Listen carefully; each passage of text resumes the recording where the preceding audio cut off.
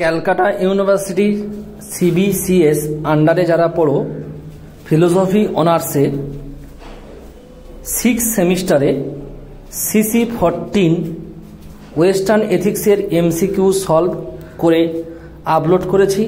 প্রত্যেকটি ছাত্রছাত্রী অবশ্যই দেখে নেবে। তোমরা প্রশ্নগুলো উত্তরগুলো আমি বলছি, তোমরা একবার ভালো করে দেখে নেবে। নীতিবিদ্যার আলোচ্য বিষয় হলো উত্তর ঐচ্ছিক ক্রিয়া। নিম্নোক্ত বাক্যগুলির মধ্যে কোনটি নৈতিক বাক্য? কথা দিয়ে কথা রাখা উচিত। নিম্নোক্ত বিষয়গুলির মধ্যে কোনটি নৈতিক বিচারের বিষয়বস্তু হলো স্বেচ্ছাকৃত ক্রিয়া? মার্জিত বা সংযত আত্মসুখবাদের প্রবক্তাকে এপিকিউরাস।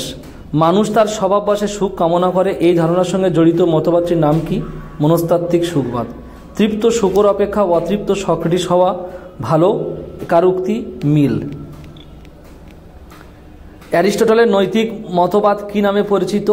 আনন্দবাদ। সদাচার অথবা চারিত্রিক উৎকর্ষ সংক্রান্ত মতবাদের সঙ্গে কোন দার্শনিকের নাম যুক্ত? অ্যারিস্টটল।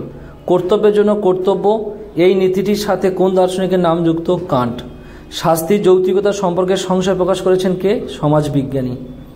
চোখের বদলে চোখ, দাঁতের বদলে দাঁত নিয়মটি শাস্তিসংগত কোন মতবাদে যুক্তিযুক্ত বলে গ্রাহ্য হয়? প্রতিষেধাত্মক। কোন দার্শনিক শাস্তিকে নীতিমূলক পুরস্কার বলেছেন? অ্যারিস্টটল।